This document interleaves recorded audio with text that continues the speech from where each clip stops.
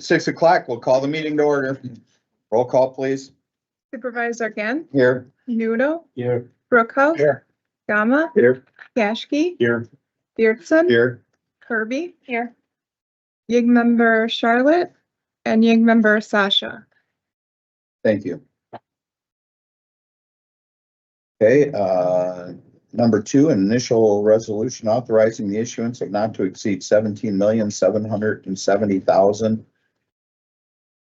general obligation promissory notes for budgeted capital projects, including road and highway improvements. You have the floor. Good evening. All have a copy of my presentation this evening. There's a memo on the front page that kind of covers the detailed presentation. I'm going to go through the slides because I think that provides a little more color and kind of overview in terms of what you're discussing this evening. So typically the county, as part of its annual budget adoption, considers initial resolutions which identify the borrowing amounts for capital projects that you will fund the next fiscal year in 2025. So there's 2 resolutions that are on your agenda, but I'll walk through how all the proposed 2025 projects are proposed to be funded with existing resolutions in place and the resolutions that are on your agenda for consideration. So the first chart after the summary presentation is the detailed list of projects included in your 2025 capital improvement plan. It totals $22,185,000. So you'll see the detailed listing of projects which was provided to us. And then you'll see there are 4 resolutions which provide the legal borrowing authority to fund those projects. So 2 resolutions that are already in place. 1 resolution from 2022 related to the Cava High Impact Fund. Some borrowing authority will be utilized from that resolution. And then there's a resolution also from 2022 for highway and bridge projects. That will fund a portion of the capital projects. And then the bulk of the projects are under a new resolution that's before you and on your agenda for budgeted capital projects, including road and highways. And then finally, there's a separate initial resolution that covers the ceremonial courtroom. That includes the amount that's identified in the 2025 CIP, and the resolution amount also includes borrowing authority for future phases. So the detailed listing of projects is just there for reference in terms of what's included in the CIP. On the next page of the presentation, page 3, titled Authorized Resolutions Utilized. This kind of summarizes the information that was on the previous chart. So as I mentioned, there's 2 existing resolutions that are providing borrowing authority for the Cava High Impact Fund and then the highway and bridge projects, and then the 2 separate resolutions that cover the balance of the projects. So in total, the 2025 projects are spread out over 2 existing resolutions and 2 new resolutions for 4 in total. The next page that follows provides the sources and uses, the detail behind the proposed 2025 notes. The total amount that would be issued, including issuance expenses, is $22,400,000. And then we break this chart down similarly by the 4 resolutions that will be utilized for the 2025 project. So the total amount anticipated to be borrowed again is $22.4 million. Next on page 5 is the summary of the county's existing debt outstanding. On the far left-hand side are the total principal and interest payments for your existing debt outstanding. And then the county budgets several non-levy revenue sources to repay a portion of that debt. We have debt from the city of Kenosha, debt outstanding, and then revenues from the Brookside facility. And then the premium column is on past debt issues when excess funds have been provided on the day of sale. Those are used to pay interest expense on existing debt. So your levy for existing debt service in the 2025 budget is approximately $20,453,000. And then the subsequent levies in the net tax levy column, that shows your levy before we look at the impact of financing new projects. So this is just where we're starting from in terms of your existing debt profile. So next on page 6, typically when the county looks at debt issuance for the next fiscal year's capital projects, we also like to take a multi-year view of future debt issuance. We're only authorizing 2025 projects, but we've identified, amounts for projects from 2026 through 2033. We've kind of compared two plan years in this column. The 2025 year represents the dollar amount of projects funded annually and is incorporated into this long-range debt model. The 2024 column is the working amounts that we were using last year when we developed a similar multi-year model. Really, the reason for the adjustment is the 2025 dollar amounts. We've identified future amounts that can result in a year levy increase of about $850,000 per year for debt service. In the last couple of years, when the county's adopted its budget, that's really kind of the target amount that you've been looking at. So we wanted to kind of adjust the long range model to account for that amount. In the 2024 plan year, that would have resulted in the debt service levy increasing by about 1.1 million per year. So that kind of accounts for the difference. So not only are we looking at the increase in the debt service levy year over year, but we're also taking into account the amounts that can be funded that are consistent with the county's debt policy metrics and your principal reduction goals as well. So I'll speak to both of those next.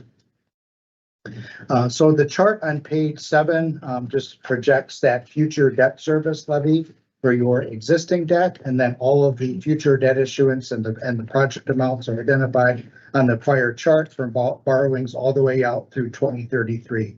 So on the far right-hand side, under the debt service levy column, levy change from prior year, you'll see that that levy change each year is about $850,000 per year. So again, that was what we were targeting in terms of the long-range model and the future dollar amount of project costs that can be supported. And then you'll see on the far right-hand side what your tax rate would be for debt service per thousand of value. So again, only really considering the 2025 projects at this time, but we like to show a multi-year model just to kind of look at future impact of debt issuance and have a consistent levy impact year over year. And what year did we start with the 850? The 850, I know for the last 2 years in particular, that's kind of when we've sold the notes in the market and we kind of get the final sale results. That's the levy impact that we've structured to achieve. So the last 2 years we were shooting for the 850? That's correct. You remember what the number was in 2023 per year? Like this 20 for 2024 and 20 for 185. So around that same level. You could. Yeah. Please continue. Sorry about that. No worries. So the next page is page 8, which is the principal outstanding reduction goal. This was a policy goal established last year that the principal outstanding from the end of 2022 to the end of 2032 would decrease by about 5%. So there are some exceptions for legacy projects. So we kind of show the ceremonial courtroom debt kind of excluded from that calculation. But all those dollar amounts that we showed in future years projects out through 2033, you can fund all those amounts, see the levy increase about $850,000 per year, and see the gross principal reduced by 5% by the end of 2032. So when we're putting this multi-year plan together, we're trying to hit all the various benchmarks, both in terms of levy impact and your debt metrics. So in terms of the policy debt metrics, those are summarized on the next page. These are kind of long-standing goals that the county has had in terms of its overall debt service management. The first is your adjusted debt burden. That's kind of the direct debt of the county outstanding. The policy is that should not exceed 0.8%. During the planning period, that decreases to about 0.33% by 2033. The second debt metric is that your total debt service levy as a percentage of your total expenditures should not exceed 15%. During the planning period in this model, the highest percentage is 9.14%. And then finally, the tax rate for debt service should not exceed $1.50 per thousand. During the planning period in this model, it declines down to 73 cents per thousand. So all the debt metrics that you've had are also satisfied through this plan that models out debt all the way through 2033. The next several slides just provide all of the detail behind how we do these calculations. The net principal outstanding on page 10, that just shows how we arrive at that dollar amount. So we take the existing principal outstanding, back out debt related to the city of Kenosha, Cava, Brookside, and then also in this model, backing out debt related to the ceremonial courtroom. So on the far right-hand side, we get that net principal outstanding, existing and proposed. That's what we use to calculate all of the debt metrics. So then on page 11 is the actual debt metrics that I summarized, shows the calculation projected going forward through 2033. So it just shows the actual compliance with those policies and those dollar amounts and metrics forecasted out over the next 10 years. So to summarize, on page 12, the total project amounts that are identified in this plan from 2025 to 2033 is just shy of 170 million. The principal outstanding from year end 2022 to the end of 2032 decreases by 5%, which was the policy goal established. And then, as I mentioned, the annual debt service levy increase from 2026 to 2033 annually is about $850,000 per year. And then the city is in, or county is in compliance with all of its debt metrics that we summarized. So again, your actions before you on the agenda are pertain to the 2025 borrowings. The initial resolutions, again, 2 initial resolutions are new. The remainder of the projects will be financed under existing authority already provided. So that's the overview of the financing plan. I'm happy to take questions. Supervisor Nudo? Are we gonna be voting on both resolution at the same time and we can vote by We're gonna do each resolution separately. separate? Okay, then I'll make a motion to approve the first resolution for 17,070,000. Second. It's been moved by Supervisor Nudo, seconded by Supervisor Gearston to approve resolution. For the 17,770,000. It doesn't have a number. Okay, yeah, I was looking, okay. Questions or comments on that? So Barney, you came up with a number and you just showed me 700,000. 751,000 was the debt service increase in 2023 budget. Okay, as compared to the 850, that was our target. Do we know what the big number was? 20 million, 18 million, 23 million? I didn't look at it. Like here, I don't think so, because our debt reduction policy is new. That's right. So this analysis was put together in correlation with creating that policy, and now it's maintained as, but it would not have been in place in 20. okay. Yep. Have we ever gotten close to 15%? Not the 15%, no. We have gotten close to the 0.8%. What about the 150?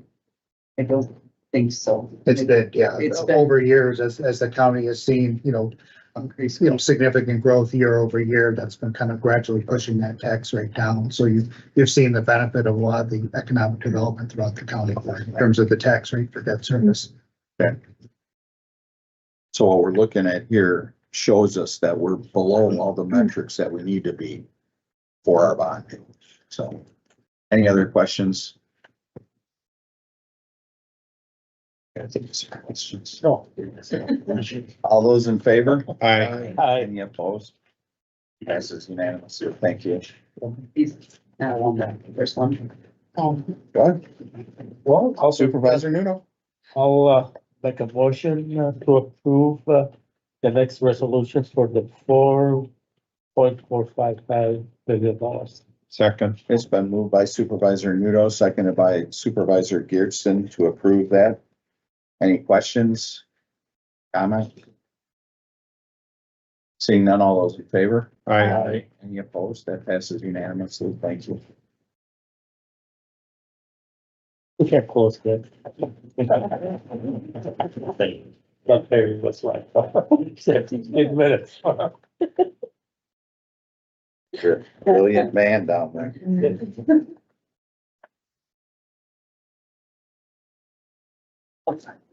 Yeah, thank you. That's right. Okay, any remaining 2025 departmental division budget items? Barna, do you have anything? I do not. Supervisor Gearston, Mr. Chairman, I would make a motion to approve the 2025 budget as amended as amended, by the committee. as determined by the Finance Committee. It's been moved by Supervisor Gearston, seconded by Supervisor Nudo. Any questions or comments? Yes. Is this separate from the budget resolution? Yes. Okay. No questions or Yeah, we're comments? getting there. Seeing none, all those in favor? Any opposed? That passes unanimously. Budget finalization, okay, policy resolution 2025, Kenosha County budget. For the policy resolution. Budget resolution. Sure, that's not on here. It's part of the budget resolution. Is there anything else on here? To it. Okay, she can do that. Once he gets into his back and forth, everyone's gonna blaze it. Let her get some. Yeah. What are you trying to say? Exciting. Huh? I can make it exciting. Thank you, Chairman, members of the committee. So as part of the budget resolution, you will see that we have some proposed policy changes. They are in Appendix A at the back of your resolution. I do have some separate printouts of that section if anybody would like a paper copy.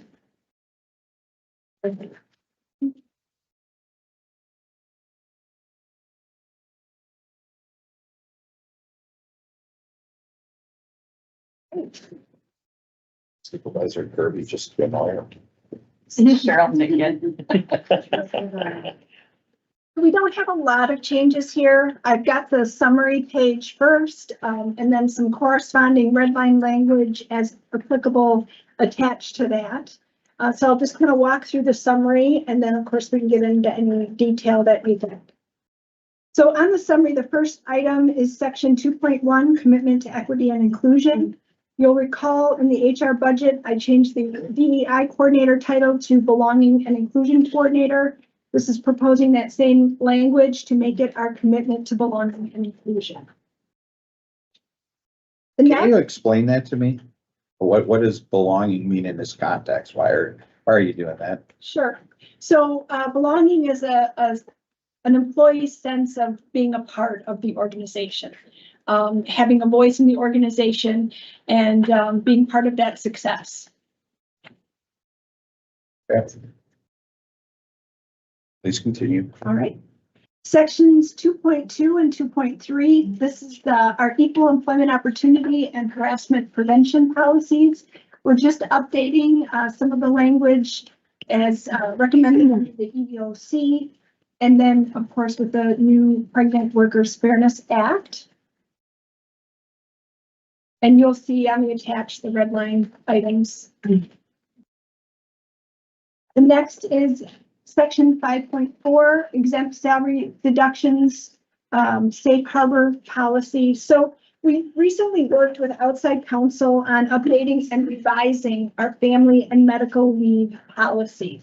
And that, of course, flows over into some of our related policies within the handbook. From that, we are proposing this update to the exempt salary deduction safe harbor policy. This policy outlines when an exempt employee can have a deduction to their salary without violating the Fair Labor Standards Act.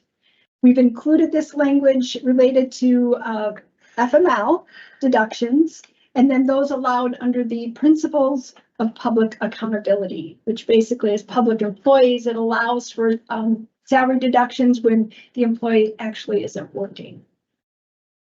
So just some updates there again by council. And then adding to section 6, we're proposing a new benefit, volunteer time. So that attachment is new language. It would allow a full-time employee to take paid time off work for up to 8 hours in a year to volunteer with a 501c3 or an elementary or secondary school. We have a lot of employees here at the county who volunteer their time, give to the community in addition to their dedication and mission of being a part of Kenosha Community Employment. And we just want to help make that a little bit easier. Next is section 6.4, our accident and sickness paid maintenance plan. This is otherwise known as ANS to employees. You can think of it kind of like a self-funded short-term disability plan that we administer. So currently when an employee has a qualifying need for time away from work for accident or sickness, they can receive pay maintenance for up to 1 year under the plan. For non-exempt employees, they have a 3-day waiting period for which they can use their PTO.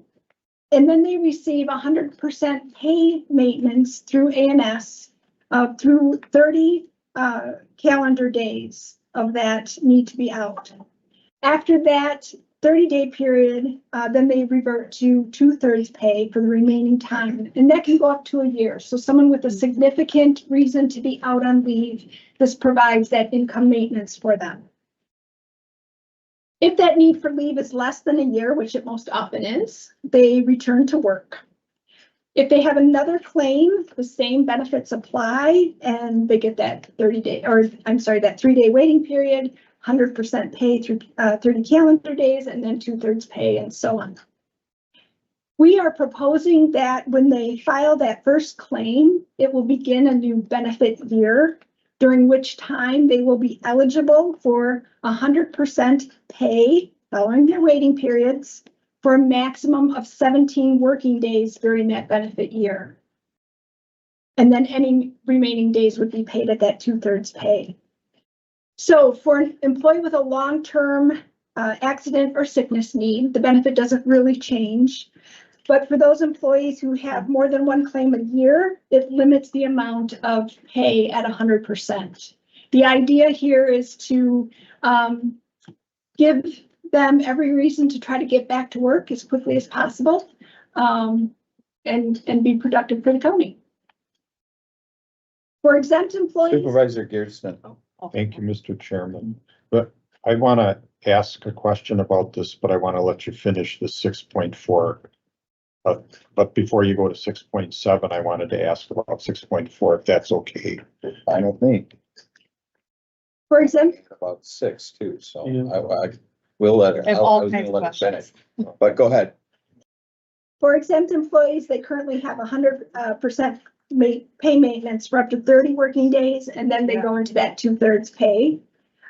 This proposed language would again limit that 100% pay to 30 working days during the benefit year, which would begin at their first claim. So it would not change for that employee that has that long-term need for leave, but would limit that 100% benefit for those employees who take multiple ANS leaves in that 12-month period. So the proposed language really establishes a benefit year on a rolling forward basis and then limits the amount of ANS pay paid at 100% versus 2/3 pay.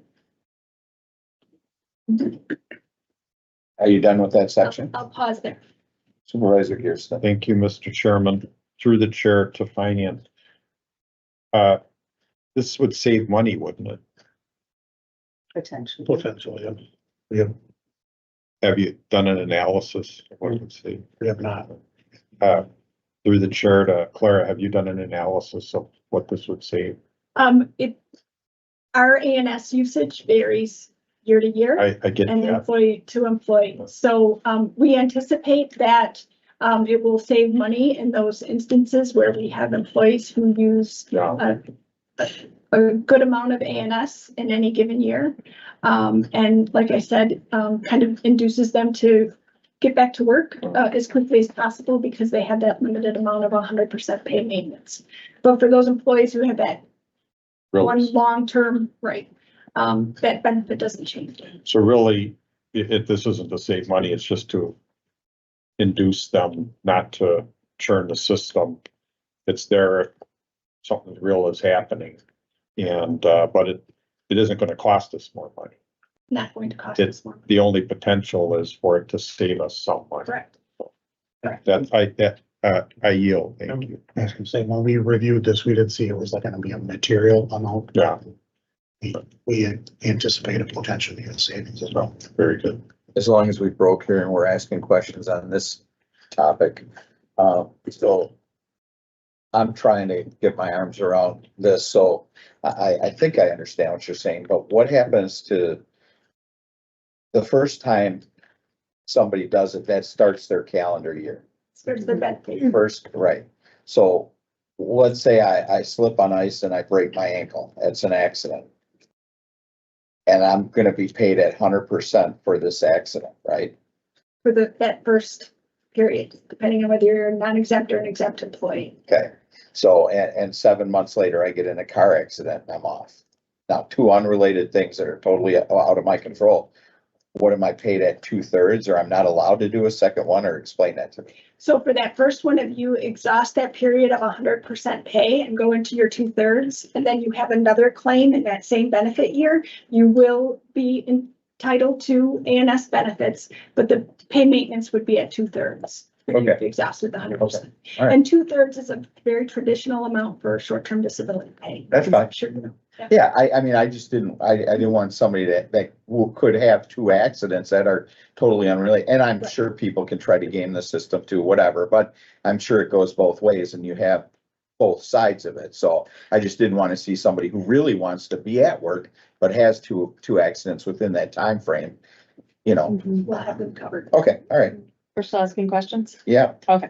Supervisor Kirby. Through the chair,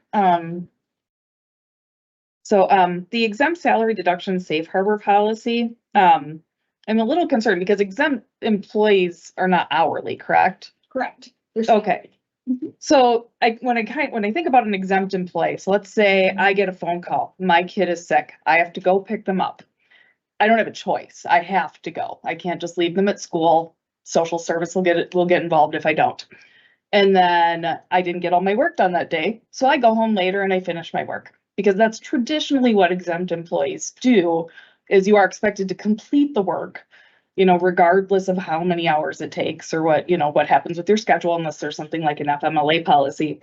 I'm a little worried that the way this is written, this could disproportionately impact employees that have families, because there are times where you end up going through all your paid leave because maybe you had a baby that year and then your baby's in daycare and you have to go pick them up. And even though the person could absolutely be getting their work done at home, they could get their pay docked. Well, if they're working, regardless of whether it's at home or here in the office, they're working. Yeah, but isn't this discretionary? So like if somebody were to leave during the normal course of the workday, even if they did get the work done later on that day or the next day by working more hours, they could, it doesn't seem very clear exactly how this works. It seems like it's up to the manager. Were you able to read through the? Yeah, I read the whole thing. Okay. Yes. All right. So under FML, you are allowed, if it's, verified FML usage, you are allowed to do salary deductions if there's no other pay in place. And then under that principles of public accounting, there is also that provision. But we're not looking to just dock exempt employees pay willy-nilly. And when they're working, it really doesn't matter if they're working remotely or working in the office, they're still working. I know, but if I were somebody looking to get a job here, because one of the most important things to me is flexibility, I would be very concerned that that would be an issue. And I know for a fact that if your child gets an ear infection, you have to pick them up in the middle of the day. That's not an FMLA leave. And things like that do happen. And yeah, in a perfect world, nobody would be unfairly penalized, correct? But how many people are going to think that through? Like, oh, I definitely know for sure that I don't have to worry about this. I think I have no problem with the language about if an employee is voluntarily taking time off. I think if we have an exempt employee who's routinely not getting their work done because they are missing so much work, you know, above and beyond, using all of their paid time off, that needs to be a bigger discussion than just than That's a docking the pay. management discussion. Yeah, no, yeah. So, and when you think about like, you know, working professionals, they've gone to college, you know, in general, I don't know, this is an unusual policy to see for an exempt. A safe harbor? Well, this particular exempt salary, I've never seen a policy like this in my entire life working in the corporate world. Well, it's actually. I've seen voluntary ones where if you voluntarily take time off, that you can have your pay deducted. But I've never seen anything where, you know, there is that opportunity where, oh, I had to leave early. Even if you got your work done later or the next day, you could end up with your pay docked. So, And I know ideally that is not going to happen, correct? That's not the intent. No, I know, but the way it's worded, that could absolutely happen.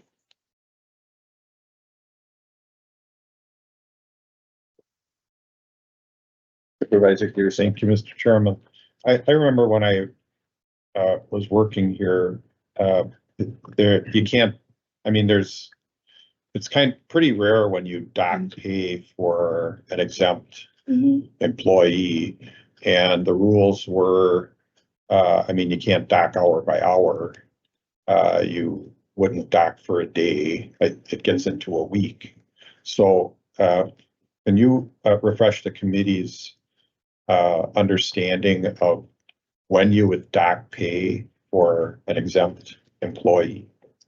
It's as outlined in the safe harbor policy. Or so in This is payroll, new you though, run correct? payroll, when do you don't dock pay very often for exempt employees unless it's some disciplinary thing. I don't recall docking anyone's pay and stuff. It's lower down, the portion I'm talking about, the entirely brand new portion. This, Yes. And I know Clara and I on occasion will have a conversation, you know, not necessarily to dock a person's pay per se, but how they should be paid, whether it should be PTO or benefit time, or if they've worked the required number of hours in a day. We just, But it's a federal law that says if you're exempt, you don't dock pay. There are some exceptions to that, but generally, if you're exempt, you're salaried, you don't dock pay. That's a general. That's a federal law. We don't need to put federal law into this kind of a policy. So But this would go against federal.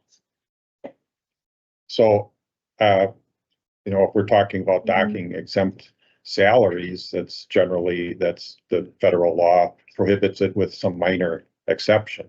And you're running payroll, so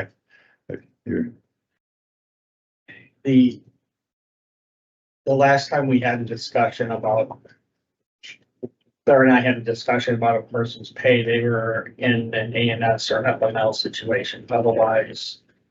right. I see Clara wants The to comment. conversations are far and few between. Okay, so is it okay if I have Clara comment on my question too? Yes. Okay.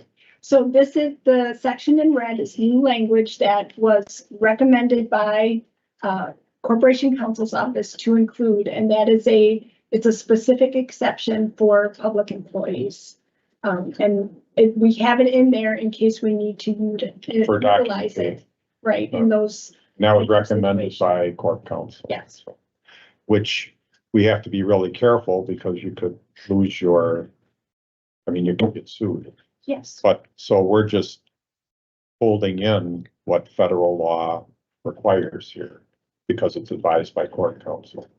right, we're including this principles of public accountability exception, yeah.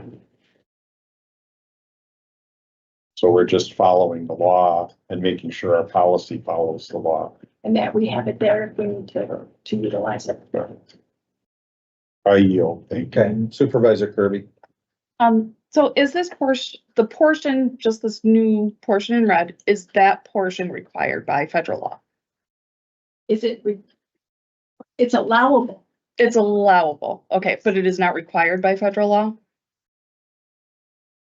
No, I wouldn't say it's required.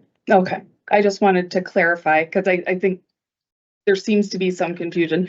The top part, totally understand everything underneath that. I understand. I know that that's all federal law. It's that middle portion that I'm worried about. And obviously, I certainly hope nothing like that ever happens. I don't know why we need it if it's not a situation we think we're going to encounter. We have it in there in case we do need to reference it and utilize it, but the situations that you're describing are not what this language is intended for. And I'll say again, if an exempt employee is working, they're flexing their day, happens often. They're still working. So what is this in there for? What are you protecting us? These are those situations where you have someone who is out, unable to work. Someone who might be working intermittently, those types of situations. It's not for when someone has to flex their day because they have a child that they have to address. Supervisor Gearston. Thank you, Mr. Chairman. So the thing that this protects the county from that I see is it makes sure that if there is going to be docking of exempt people, it's done lawfully. So it's recognized and we know how to do it. I've just seen so often and read so many cases where exempt employees were not managed properly as far as being exempt employees, and then the organization gets into multi-million-dollar lawsuits. So this makes sure we understand what the federal law is. We're not required to do this and we're not required to adopt this policy. But if we are going to do it, this is how we're required to do it. If we are going to do it, this is how we're required to do it. Is that correct? Right. And that's when I used the word required earlier, that was my intent for the use of the word required. And if we are going to do it, we can't do it some other way. We have to do it based on how this is done. And this protects us and it makes sure we do it properly if we do it. So I yield. So am I understanding that this is already in the federal law? That is my understanding. I didn't work on this specifically, but that is my understanding. So this is already there. That already gives us a shield, right? Because it's in the law. I mean, if we had to do this, we would have that to fall back on, right? My understanding is yes, but I think what Claire is indicating is we want to have it clearly delineated in the handbook so that it's there and everyone is aware of it.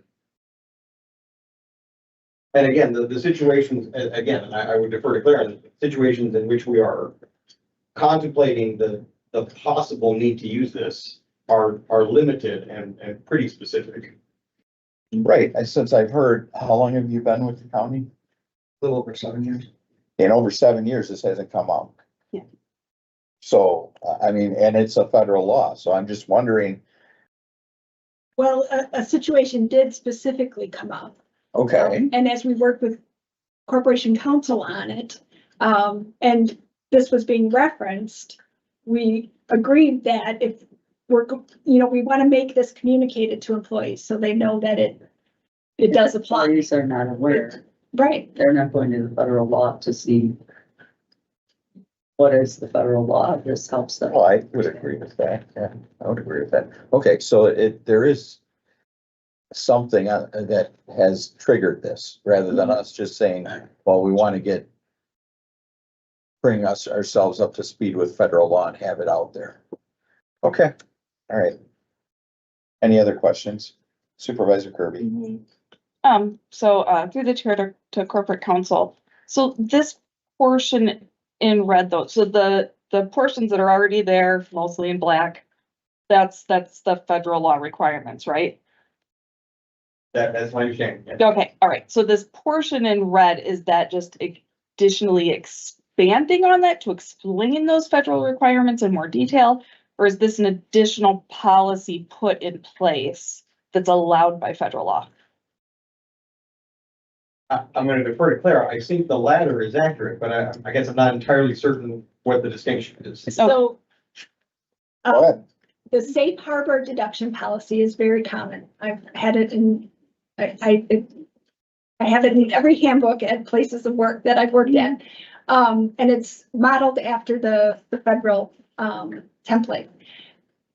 We are public employers, and this principles of public accountability also applies to us. So that's why you probably wouldn't see it in any private organization.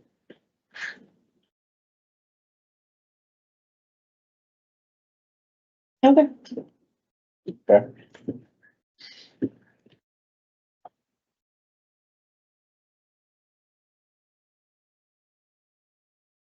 All right.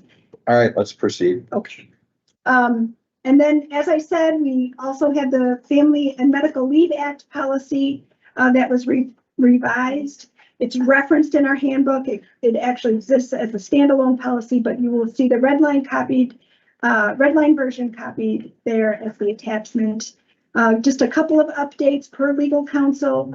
The only real change here for our FML policy is that we're going to implement on a rolling calendar basis rather than a calendar year basis. So generally an eligible employee can take up to 12 weeks in a 12-month period. And employers can choose whether to use a rolling calendar basis for a 12-month period that begins at first use or a calendar year basis. And we want to move to that rolling year basis. So very similar to what we're proposing for ANS. What's your rationale for that? Because it helps put a finite term in for employees that are needing leave. And that 1 year, they've got that 12 weeks in that year. If it's rolling forward, it's from the point they make that initial claim as opposed to a calendar year. So when we're on a calendar year, if my first claim starts October 1st, then my 12 weeks in my new calendar year starts up right again in the first of the new year. This is the rolling. Yeah. I'm very well aware of this because I had a knee done in November and I wanted to do the next knee in February, but I had to wait a year because they had this exact policy. So I couldn't get my knee done one right after the other, so I could get back to normal, even though both knees needed to be done. So I just want to know, and I'm not one way or the other, but how does this benefit us financially, or does this give us peace of mind, or what? Why would we do this rather than just a calendar year? So again, it lines up with the ANS benefit year that we're establishing, because generally when somebody is making that ANS claim for any length of period of time, it's usually FML eligible as well. So it lines those two up. And it gives us peace of mind. That's an interesting way to put it. Okay. Is that peace of mind financial or just tracking wise, or what? I mean, I'm trying to understand the thought process behind it. I don't have a horse in the race. I had 2 knees in the race, but they're taken care of. So, but I'm trying to understand why, because I was irritated with the company I work for doing that, because I would rather have gotten it done. But it's no big deal. I just want to know what your thought process is. Financial, or we see that people take advantage of that, or what? I mean, what do you? It's to help encourage the best Spreading out of, okay, all right, and most efficient for production for the county. all right. Thank you. Section 6.7, this is employee health benefits. Here you don't see a red line version because the language is right there in the summary that we would simply be adding to comply with 2019 Wisconsin Act 19. And we would be adding that sentence. And then the last item is our other post-employment benefit policy. This policy basically is our retiree health policy, if you will. All other retiree participation in our employee health plans ends when a retiree becomes Medicare eligible, with one exception. Former elected officials or on our plan who choose to continue on that plan can continue indefinitely in the language. So we'd just like to end that coverage when they become Medicare eligible so that it's consistent with all the other coverage. And then as other retirees, they're offered to participate in our Medicare supplement, which the county has no cost. You'll see the red line language there. Any questions, further questions on this? Okay, I have one. This volunteer time with that 8 hours. Have we had a lot of people come up and try to get that, or what? Where did this come from? This came from a sense of, Belonging? okay. We do have a lot of employees that volunteer in the community. And it's just part of a culture of contributing to our community and we want to encourage our employees to do that, give back in other ways. I mean, this isn't gonna financially impact the county in any way. I mean, losing any, I mean, otherwise we would have a fiscal note with it. What do you? Right. The productivity from that day, that's the most. Yeah, and I mean, I read through it, they can't take it off when somebody needs to be there. It just can't be, well, I'm gonna take this day if it would cause stress on the department or.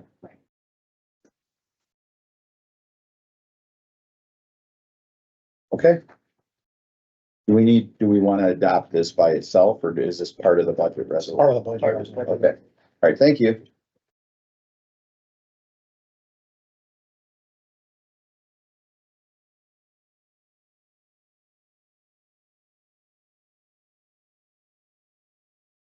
Okay.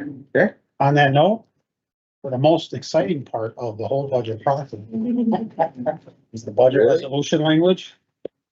That was my budget. That was Second behind corporation council budget. All right, starting on page 2. So what I'll do is, this will be the form that I'll take out. Because this is the way this is put together, there's whereas language and then there's be it further resolved language.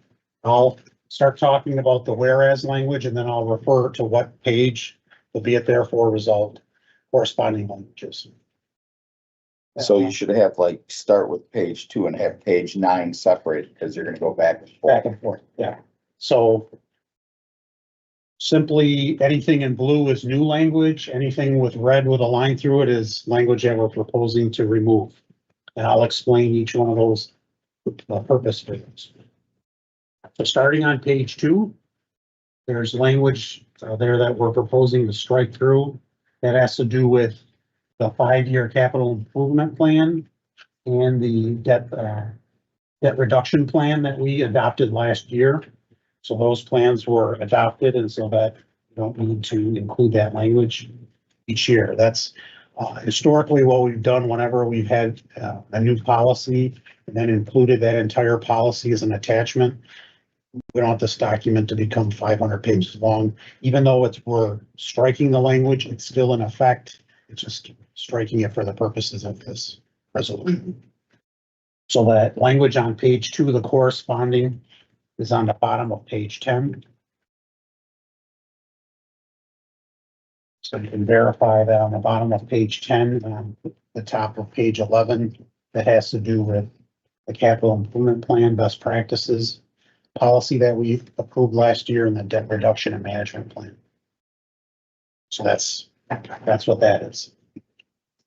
Further down the page on page 2, this has to do with the county employee handbook language that Clara just went through, the whereas. We have this in there almost just about every year because there's always some tweaks to the language. So the whereas is on page 2 and the corresponding be it therefore resolved is on page 11. And it just states that on attachment B, that'll detail what the changes to the policy, and in this case, the change to the OPEB policy is included as attachment B as well.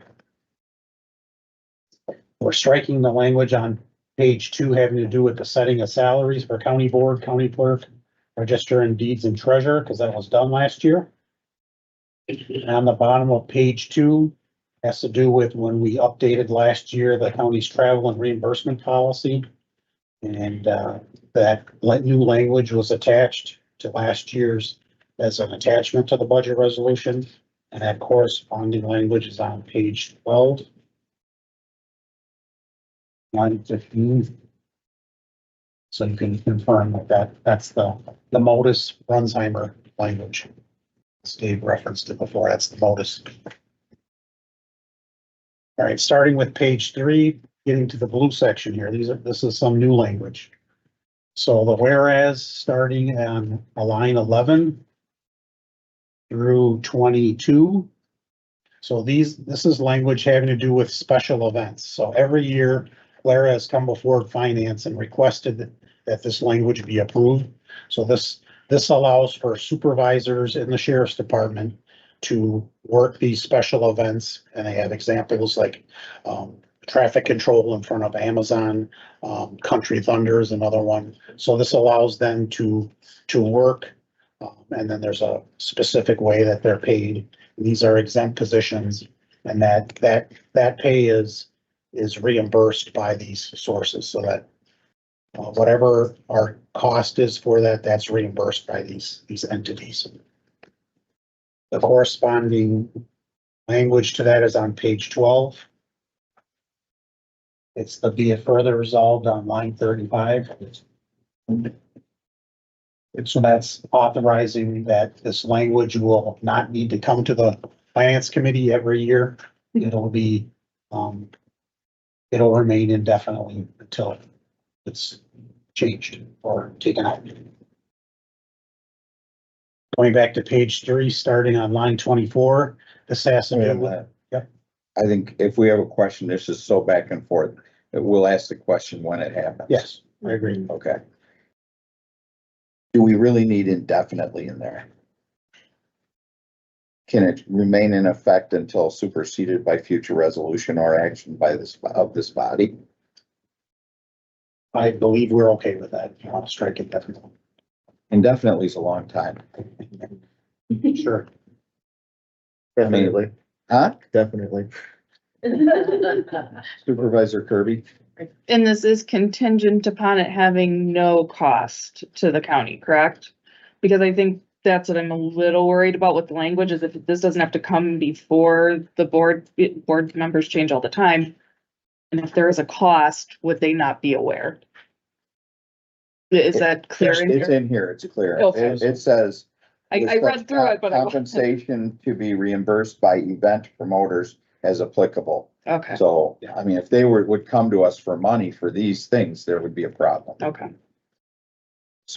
Are you through, Supervisor Kirby? yes. Supervisor Gearston? Mr. Chairman, I support your idea on the word indefinitely. I'll ask through the chair to Corp Council, is that a minor enough change where it can be considered a Scrivener change? We don't need a motion on it, or should we have a motion? I think if there's consensus to strike it, particularly if the author of the resolution is fine with it, I will take a motion. And I support that idea too. Well, yeah, take out the comma and the or too, so it flows grammatically. Well, Yeah.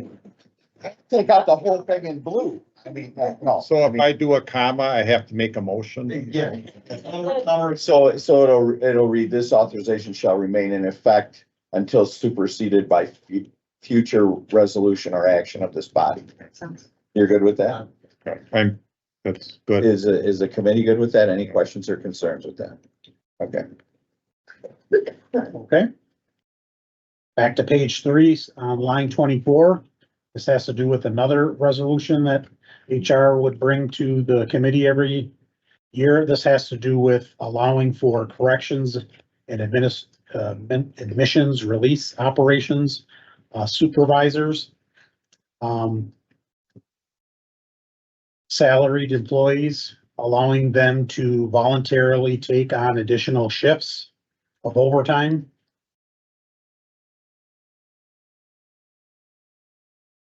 The corresponding language is on page 12. On line 42.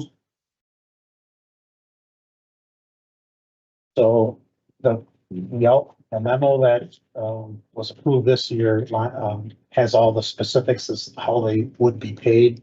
And the whole point of this, Claire can explain better than I can, it's to allow for instances in which to reduce the amount of forced overtime. Yeah, This is an opportunity for some to sign up for this additional amount for salary wise, and at the same time help with overtime overall.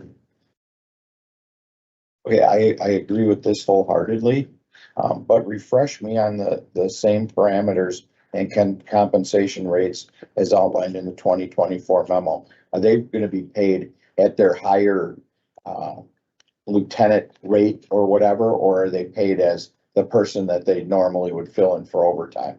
What is their pay at? No, they don't, get the rate of the person they filled in at. It's, fortunately I have the memo with me. I think it's. So they're just paid at their rate? Professional or ARS rate of pay. Time and a half, yeah, That's all. Because it's overtime. because it's overtime. So they're not getting their regular supervisory pay, they're getting the line staff. That's what I remember it Yeah. as. That's why I agreed on it last time, because they're not getting their pay. They're gonna be getting the top of what a corrections officer would get plus time and a half, which if anybody worked overtime, they would get that anyway. So, yeah, okay, all right. Thank you. And this also has the same language where it, let's see, does it have indefinite yet on it? Does it? So page 13, Yep, we'll take out indefinitely, comma, or, okay. Everybody's in agreement with that? We can make that change? yeah, I don't hear anybody yelling, so that'll go. Thank you. And back on page 3, so starting on line 44, this has to do with language that was put in last year having to do with the federal inmate partials inmate revenue. At that time, that rate had not changed since 1997. There were lots of questions of whether it was still fiscally viable to continue with this program. And so this, we complied. So on the back half on page 13, to be it further resolved, allowed us to analyze our expenses. In addition to that, we filed with the federal government to increase that rate. It was quite a lengthy process to go through the whole form and accumulate all the costs that they allowed, and it actually showed that when allowed all our costs, it was actually close to doubling the $70 rate that they were paying us. So with that, obviously that went a long way with us getting that increase to our rate from $70 to $105 a day. So we're taking that language out as that's hopefully resolved itself with the increase in the rate, and hoping that we'll get some additional revenue as a result of that. Did we talk about the electronic monitoring? That one was an attachment from last year, so that's why we're striking that, be it further resolved, but there should be a whereas related to that.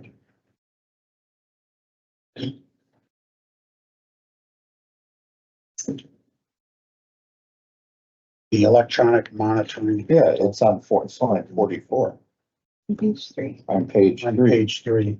The order of that might be a little goofed up, which one comes first and last, but those are the two different ones. Yeah, one's the electronic monitoring Uber component, and that changed some of the fees that we were able to allow, and that was approved last year, so that's why we're recommending striking that language. So there's two mingled in there. Going to page 4, this is new language on the whereas side. So this has to do with the makeup of the Human Services Board. As you can see on page 4, the language, the corresponding language is on page 13. On line 32.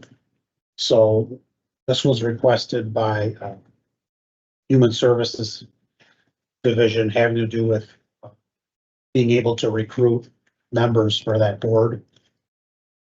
Reconfiguring kind of the members that will be on that. Was created in 1995, and this will help with being able to recruit and retain people for that board. Really what it is, the county board supervisors, they couldn't get enough. The number that they wanted before, that was in there before, so they're just making it realistic to how many supervisors they can get on there. Supervisor Kirby, So no one's asked me. what? No one's asked me to be on All it. right. So Did I, ask Supervisor Kirby to be on it? I don't need more work, but. Wait, now you're turning it I down? think I just made the point. Wow. Okay. No, but I would actually do that if I were asked, and nobody has asked. So I'm kind of wondering if maybe. Well, part of what somebody's we in need the to do is gallery to ask it. mark that down. So they'll be in. Okay. Okay, continue, please. Oh, just, I wanted to make mention too, that there are a number of areas where we've updated the date, so I'm not gonna mention every time that we changed it a year on here as well. Thank you. On page 5, there's language on line 32 that has to do with purchasing ordinance language. So the two whereases on page 5 at the top and then toward the bottom on line 50 or 48, excuse me. When you look on page 15 is the corresponding language. All right, let's slow down. Yep. Let's slow down. Where are you talking now? So on line 10, on page 15, so basically what this is doing is all the different language that was in here that had to do with purchasing ordinance, that's all been incorporated in our new purchasing ordinance that was redone by our purchasing director, Matt Fleming. And so now with that being all inclusive, we don't need to have that specific language. The only one that stayed was the one on page 15, line 22, having to do with that potential gap funding, having to do with making sure that we have a way to still commit to making purchases prior to the budget being. So where is 10 in the whereas? It's page 5, the first one, 32. Say that question again, please. Page 5. Yep. Line 32. Is that where this is coming from? Yeah. Okay, So that's all. okay. And line 48 to 53, all that is all in the new Okay. purchasing All right. ordinance. Okay, thank you. Going to page 6. That's still all purchasing, so that's all purchasing stuff. And farther down on page 6, so this isn't necessarily highlighted, but I want to make note of the change here. So on line 43. Oh, no, that's not. Where's the one that refers to fees? Circle the one. Anyway, 23. on 23. Yes, thank you. You're welcome. So it always had the language in here that this budget will have accounts, accounting procedures and fees. So now we're adjusting that language to say may have been revised. And then if you look on the corresponding language on the bottom of page 15. On line 48. Whereas before it says if there's something that changed, it's in the budget, it's good. What we're saying now is that we're requiring all fees and charges for services to be reviewed at least on a biannual basis, starting with the 2025 budget year. That ensures that every one of these fees gets looked at, and if necessary, we can adjust those and benefit the county.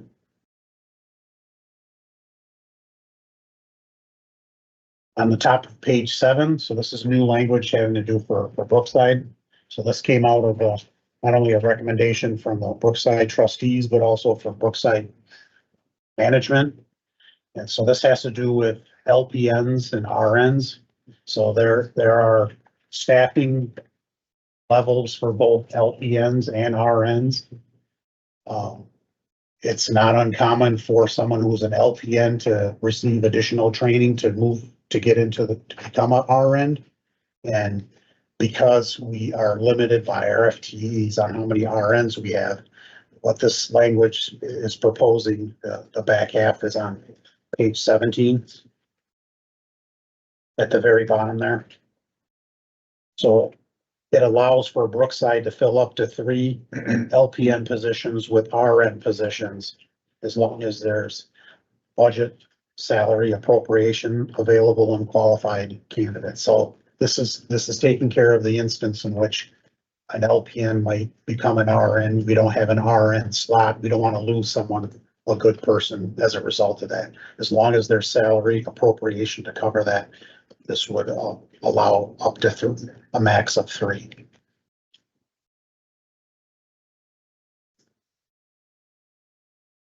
Good. What if there's a 4th and it goes over the salary appropriation? Then it would require county board approval to. What I want to make a change. Thank you. Looking at page 8. So a bunch of new language there. So it actually starts on the bottom of page 7. The very bottom on line 52. And then it extends through line 19 on page 8. So this has to do with the advisory levy resolution. So for all the reasons and information that's listed on page 8, the corresponding language to that is on page 18.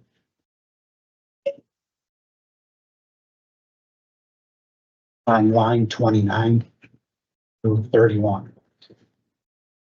So the request is to suspend the resolution 14, which was passed by the county board in 2005, until such time that the county board will reinstate that.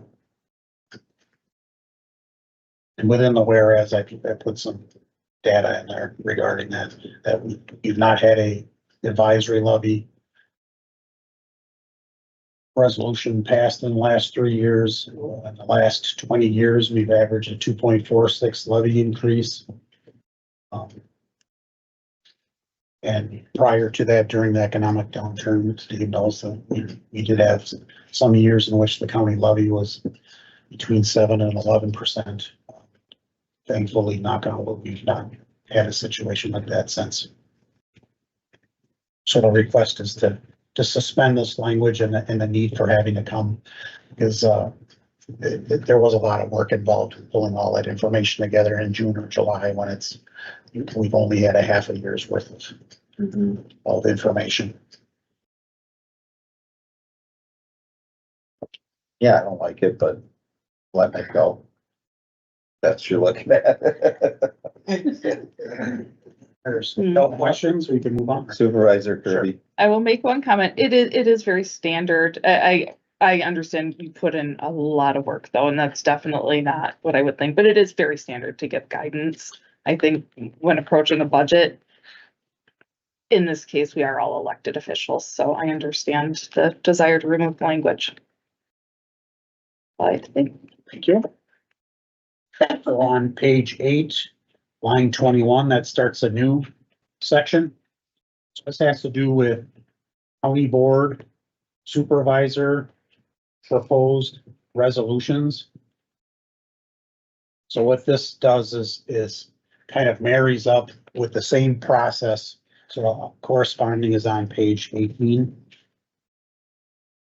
Starting at line 33 through 39. So what this does is marries up the language that for resolutions that come from the administration, it requires corporation counsel, fisc, and finance to review prior to the county executive signing off. Obviously, county board supervisors can bring resolutions. However, when those resolutions have fiscal impacts, if those are brought to a committee, especially the finance committee, then obviously the first questions that should be asked if there's a fiscal impact. And there has been situations where we've had to answer questions about a fiscal impact when we've not seen that resolution. So we're requesting that at least 2 a minimum of 2 weeks be provided to finance for us to look at it, provide. And even if there is no fiscal note, we can note that on the resolution that, you know, there's some resolutions that are obviously have no fiscal impact, and we'll put that right in there. So we're requesting that.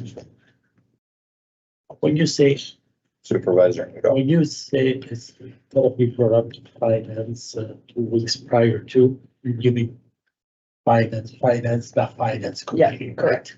Correct, finance division, correct, Okay. yes. Thank you. Questions? Yep. Mhm.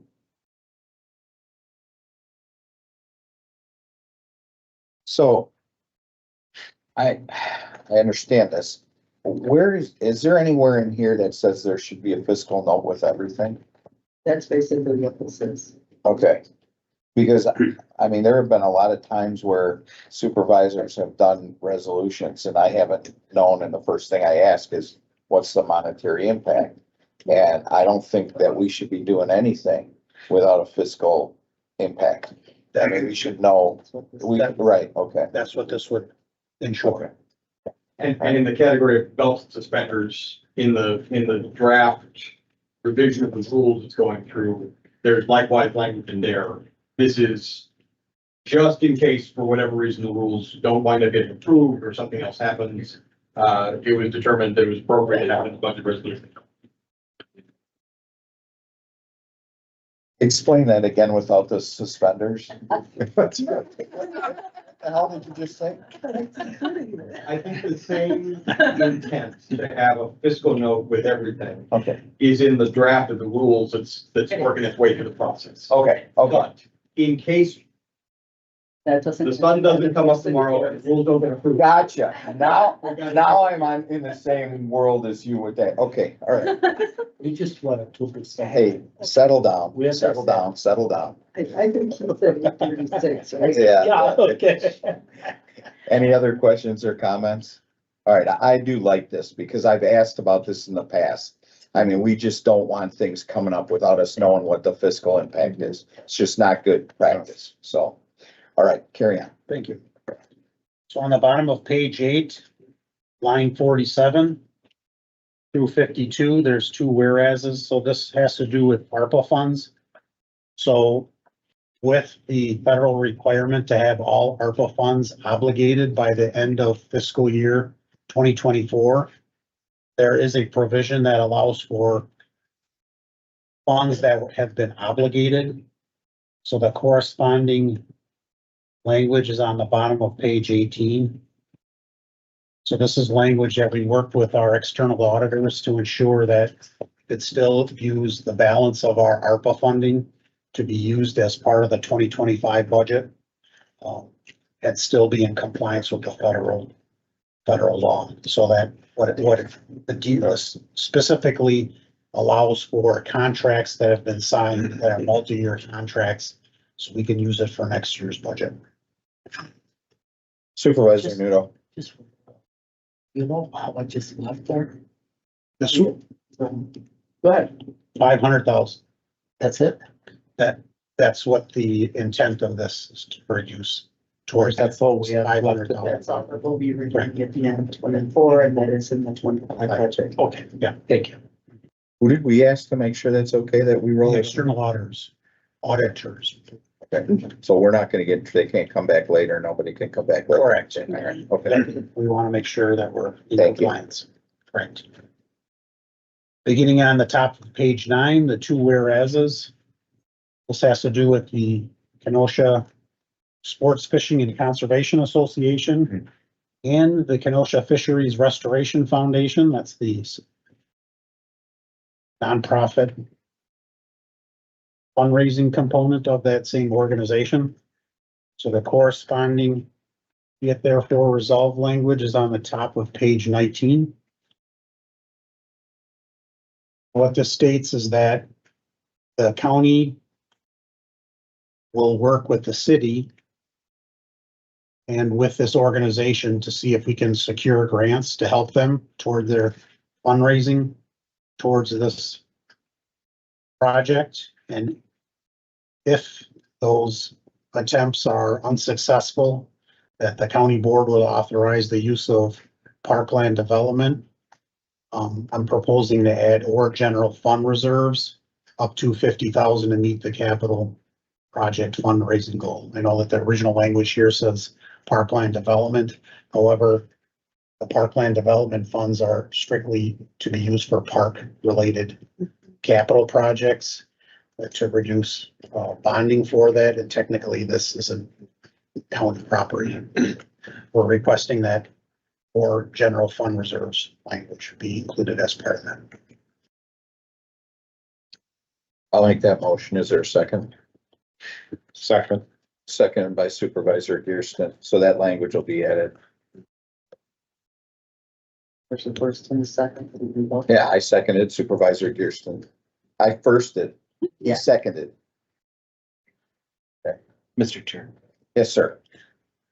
If- Supervisor Gash. if that is not a county park, which it's not, then should we just simply remove the parkland fund phrase? We should. If we're not gonna use that, we know we can't use it, we should just remove it. Second That- agrees. Yeah, the first and second both agree on that. I agree with that. Okay.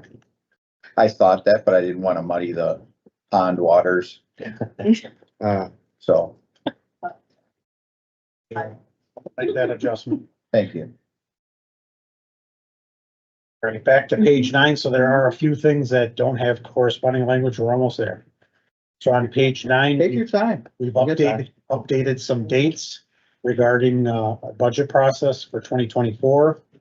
On the bottom of page 9, that includes our county levy. Now I've adjusted that number to be that it's 77,794,539. That's based on the budget amendment that was made last night. Then it also shows the amount that's apportioned for the library that flows through. On page 10, there's an amount in there having to do with culpable errors that we have to account for when we do the apportionment back to the municipalities. Off it all being through $3,300. There on page 11, there's a reference to vacancy adjustment. We're changing that amount from 700,000 to 650,000. We reduced that. We have not been hitting the mark on that number for at least 3 years, and we'd like to slowly take that down. So we're proposing that that's part of the budget, we took it down 50,000. And just to make sure that there's nothing else in here that changed that we haven't already talked about.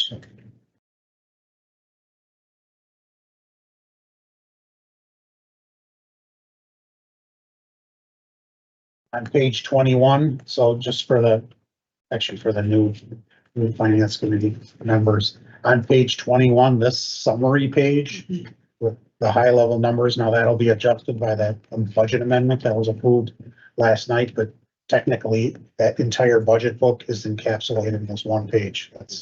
That's by virtue of this being here, that's approving the entire budget by appropriation unit and by total. And that is it. Take any other questions? Supervisor Gearston. Thank you, Mr. Chairman. I do intend to make an amendment to what you proposed, Okay, but, the thing I want to make clear is everything that has been presented, I support. So I don't intend to, actually, it looks like we're progressively making our policy better and better, so that I'm very pleased that that did happen. And here we improved on many policies from the past. There's so many things in here that are good. Having in the plan PEDIC committee, we talked about not having reviewed our zoning fees and that kind of a thing. And now we've addressed that in a best practices way that we'll look at that cyclically. So that's an example. And there's several things we did like that, but I I'm the one who made the motion to approve the sheriff budget, and I did it deliberately. And I knew that there was an intent to from that committee to add money to the budget for behavioral health for employees in the county. And I wasn't taking that lightly when I made that motion. That was a very important issue. But just like we adopted policy here that when we're bringing something in, we want it to be vetted. Now, in this case, we put language in that we want things to be vetted fiscally. I am concerned when I see such a major issue like this behavioral health for our employees. I'm not even aware of what kind of vetting has been done. I did have a chance to talk briefly with our experts in this area, and that we have been looking at this, but we haven't gone through and done a substantial analysis of this. So I think the committee did the right thing here, but I do think it would be good to amend the budget and add some language if that's okay with the chairman. If you like, I could read the language into the record. You certainly can.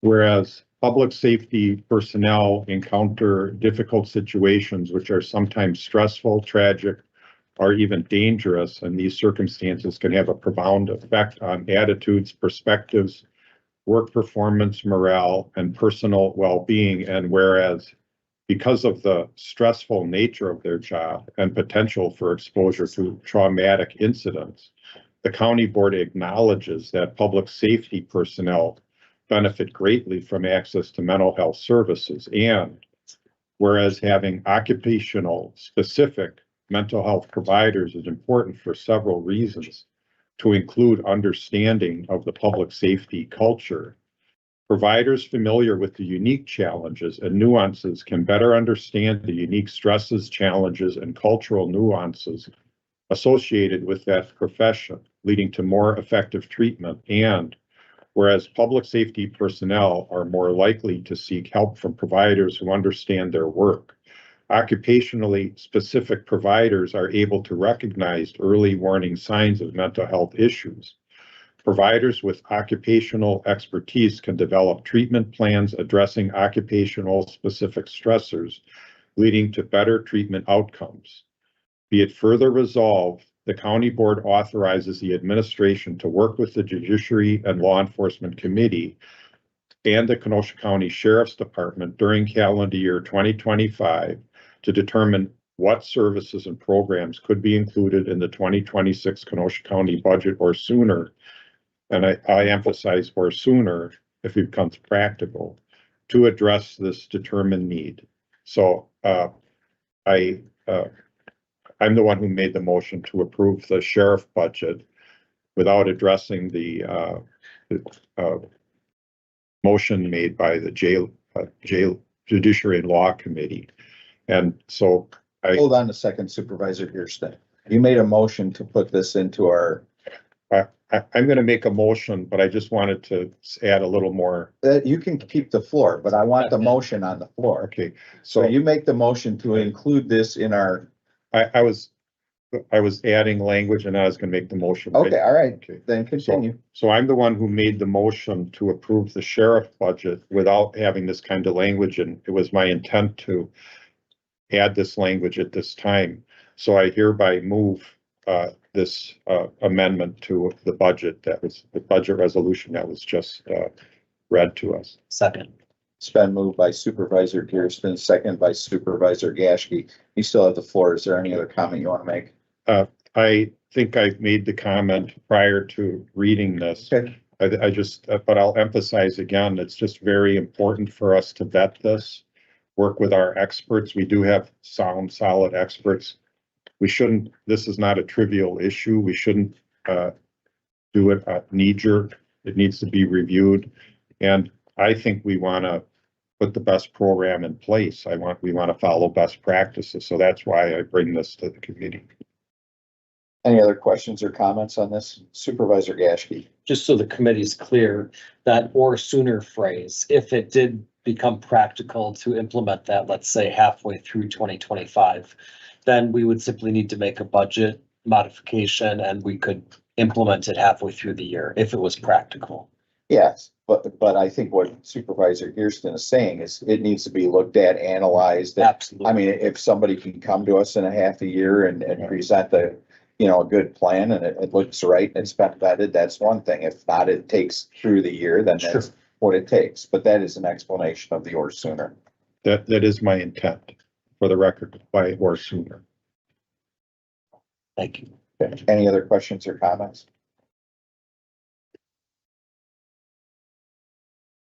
Seeing none, all those in favor? Aye. Okay, that'll be added to the budget resolution and in turn the budget. And I yield. Thank you.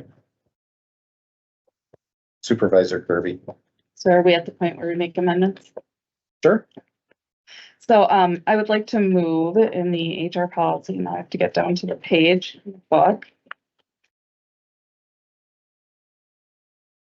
I already probably guessed. Lost the page again. Can somebody remind me what page it's on? Oh, here it is. I found it. Never mind. The exempt salary deduction safe harbor policy. And I'll just say ahead of time, I don't like this language, starting with the pursuant to principles of public accountability, the section in red, that's below. So this particular language, it's not required by federal law. It is allowed by federal law. And I understand this might be completely appropriate, in the public sector, but from what I understand, we're having a really hard time finding employees.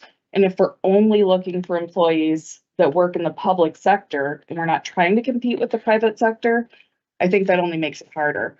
And I really am concerned that this would disproportionately impact people with families who have these situations. And I get where this is coming from. We want our employees to be accountable.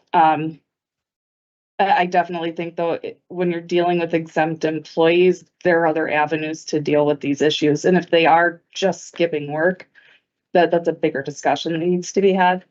So I would move to strike the language pursuant to principles of public accountability and ending with employees' pay is accordingly reduced. So you're taking out everything in red. Everything in red. Below any other deductions allowed by state or federal law. The rest of the changes within this are fine.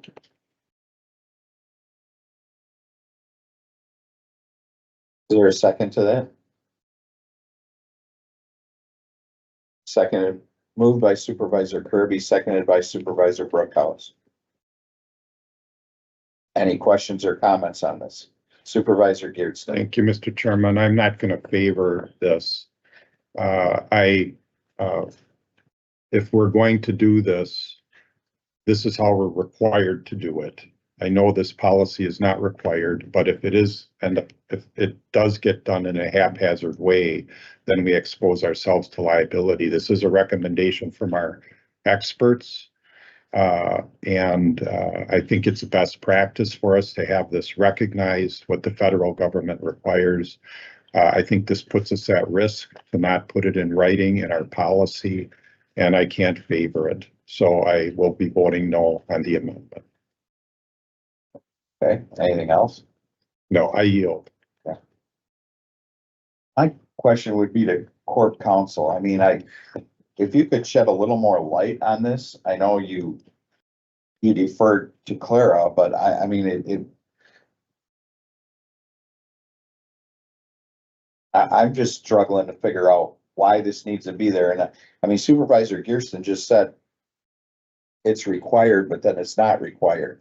So can you explain to me what your take on this is, why you think it needs to be in there?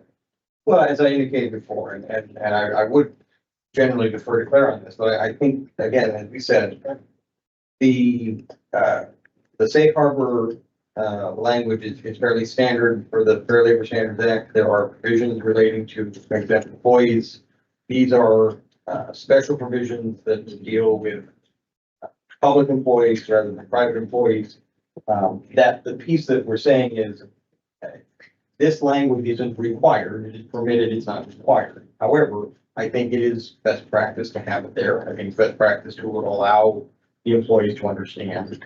And, while I certainly am sympathetic to the concerns that Supervisor Kirby has, I do think, again, that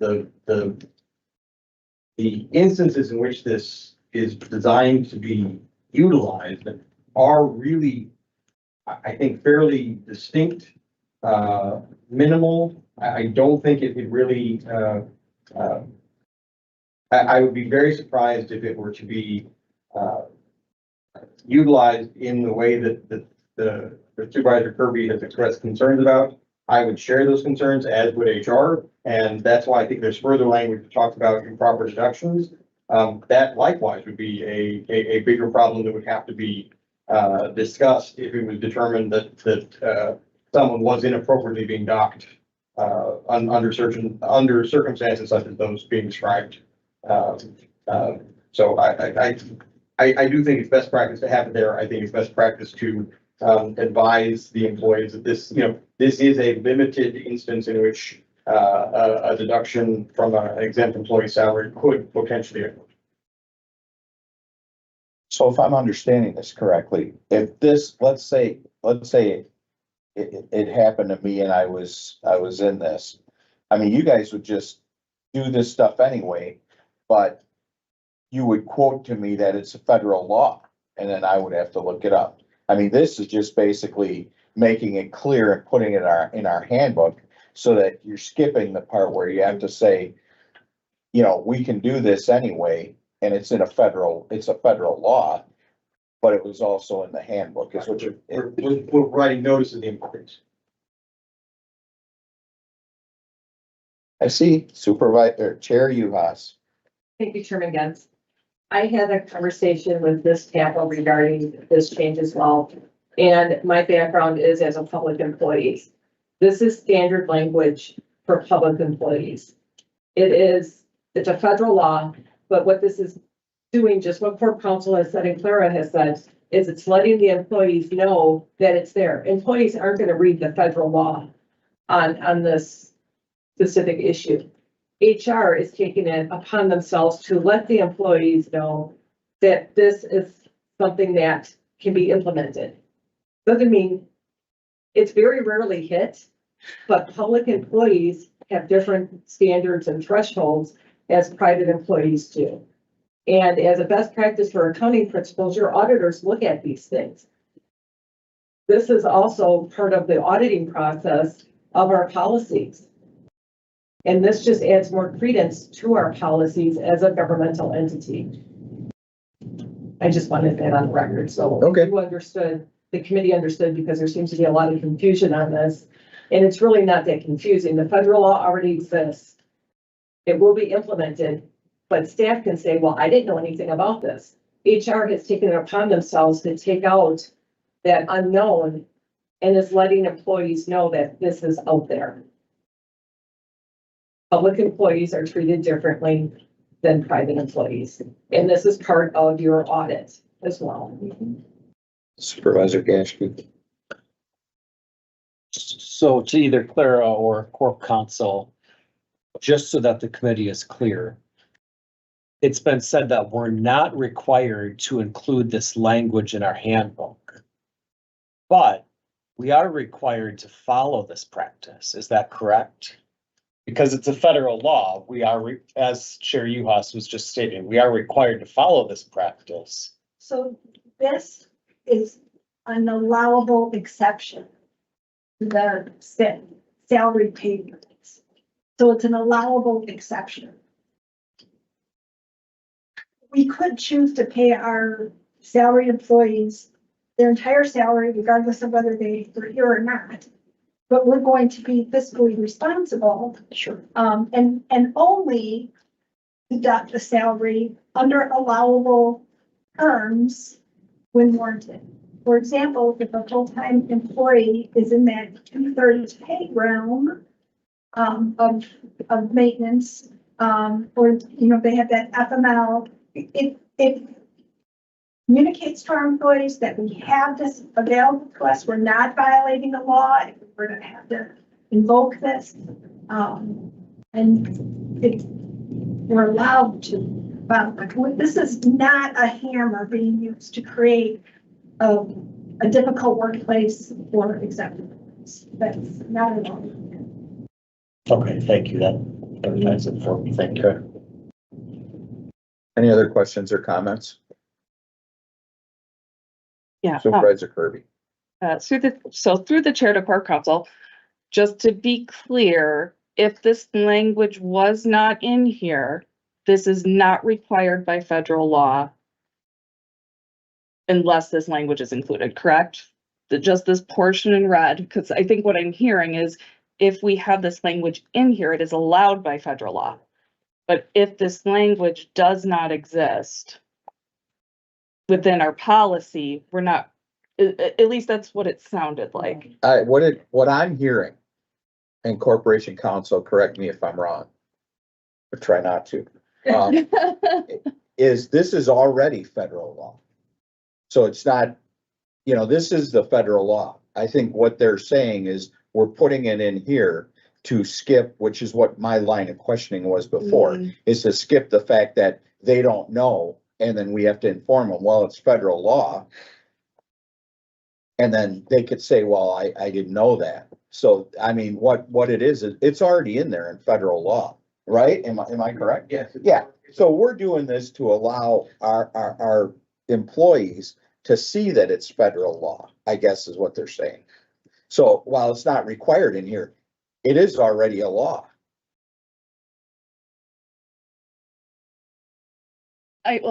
Sorry. So I know Well, the you have the portion, floor, keep going. I know the portion above is federal law, right?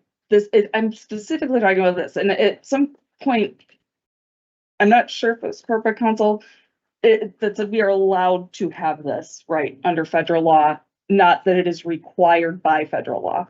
And just to give an example, absolute worst case scenario, right? Let's, at least for the employee, let's say they have had a really bad year. They had a baby, they've exhausted all their leave, their kid gets sick, they rush off to daycare, take care of their baby, they come home, they get some work done. They have a manager that doesn't like them. That manager docks their pay. What happens next to that employee? Because I think in that situation, is it the HR that reviews this, because it's HR's job to protect the county, correct? Not the employee.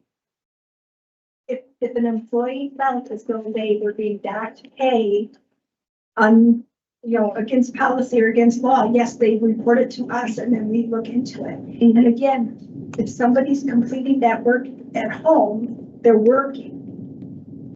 And if they were docked pay for not working, when in fact they were working, we're gonna deal with it. And to really, really get further into the weeds than is necessary or appropriate, as a supervisor, I'll allow us to go into the weeds. No, I like that. I can tell you that I have to sign off on the time cards for the people in my department, including the exempt employees.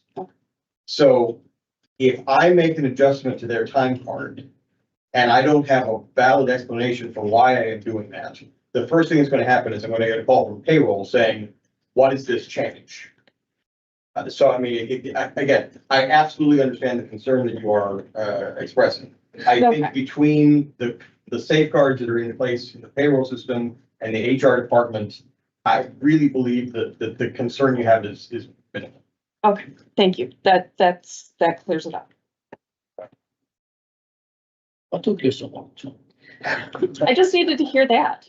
You want to withdraw your amendment I am withdrawing my amendment. and a second? That's okay. Okay.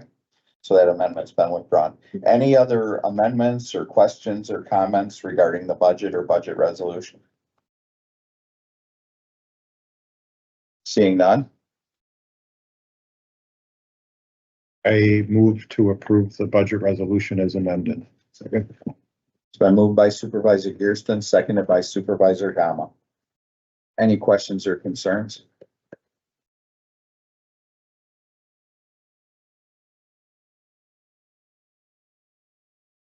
I tried to run the clock. All those in favor, say aye. Aye. Any opposed? Motion to adjourn. Second. Been moved by Supervisor Nudo, what? Oh. It's been moved by Supervisor Nudo, seconded by Supervisor Gauntlet to adjourn. All those in favor? Aye.